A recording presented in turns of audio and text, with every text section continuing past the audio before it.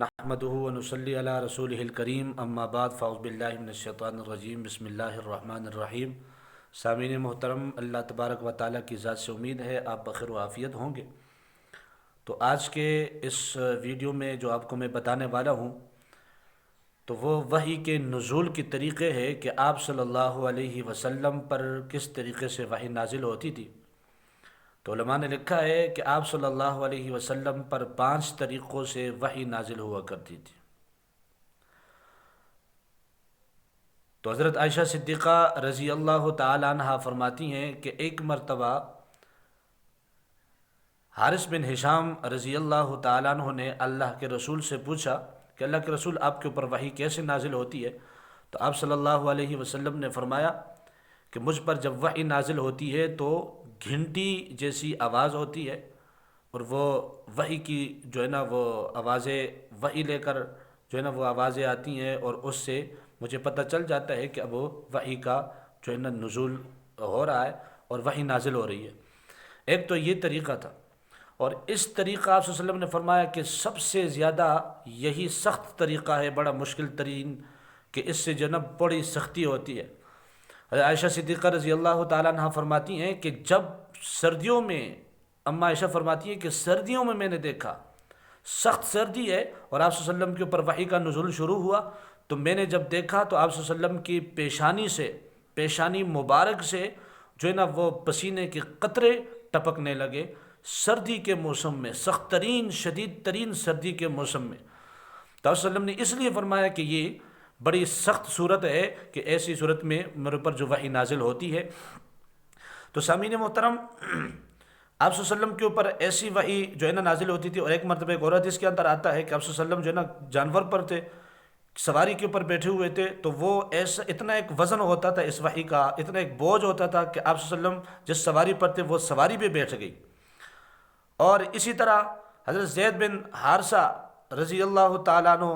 فرماتے ہیں، تو وہ کہتے ہیں کہ بھائی اللہ کے رسول جو ہے نا، میرا اللہ کے رسول نے اپنا سر مبارک میرے زانوں پر رکھا ہوا تھا، اور جب وحی نازل ہونے لگی تو میں نے سمجھا کہ میری جو ہے نا یہ ران ٹوٹ گئی ہے۔ اتنا ایک بوجھ تھا، اتنا ایک جو ہے نا مشکل ترین مرحلہ تھا۔ تو آپ صلی اللہ علیہ وسلم کے اوپر جو ہے نا ایک تو یہ صورت ہو گئی کہ وحی جو آپ صلی اللہ علیہ وسلم کے اوپر نازل ہوتی تھی وہ اس کی صورت یہی تھی کہ وہ گھنٹی کی آواز میں نازل ہوتی تھی۔ دوسری صورت،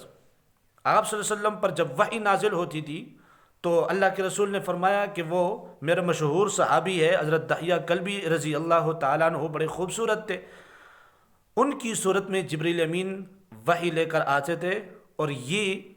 صورت سب سے زیادہ میرے لیے آسان تھی۔ اسی طرح سامعین محترم، وحی کی تیسری صورت یہ تھی کہ حضرت جبریل علیہ السلام کسی انسانی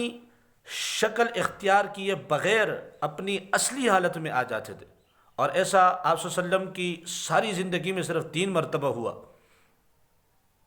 ایک مرتبہ اس وقت جب اللہ کے رسول نے یہ خواہش ظاہر کی کہ میں جبریل کو دیکھوں کہ اس کی شکل و صورت کیا ہے، تو اللہ تبارک و تعالیٰ نے آپ کی وہ خواہش پوری فرما دی اور جبریل امین اپنی اصل شکل میں آئے۔ دوسری مرتبہ جب آپ صلی اللہ علیہ وسلم معراج پہ گئے تو وہ اس وقت جو جبریل امین آئے تھے تو وہ اپنی اصلی شکل میں آئے تھے۔ اور تیسری مرتبہ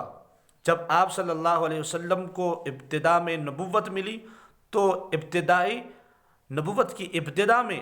یہ جو ہے نا حضرت جبریل کو آپ نے اصل شکل میں دیکھا تھا، لیکن اس میں پہلے 2 قول بڑے معتبر ہیں، جبکہ اور سند کے اعتبار سے مضبوط ہے، جبکہ تیسرا قول سند کے اعتبار سے بڑا کمزور ہے۔ اور چوتھی صورت جو آپ صلی اللہ علیہ وسلم کے اوپر وحی کی صورت نازل ہوتی تھی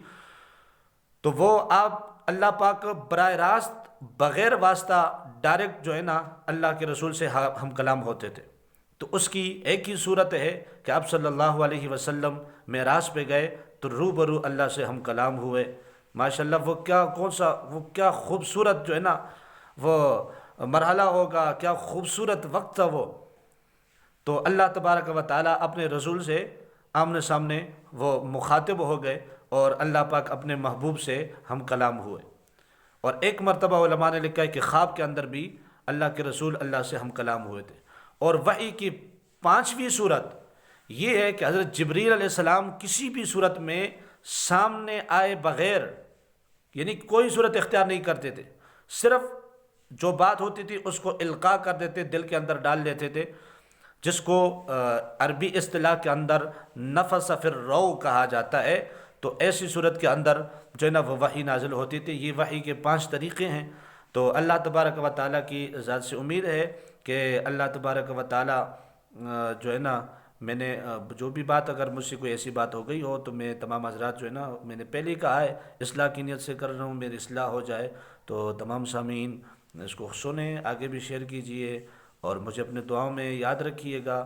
اللہ تبارک و تعالی ہم سب کا حامی و ناصر ہو۔ السلام علیکم ورحمۃ اللہ وبرکاتہ۔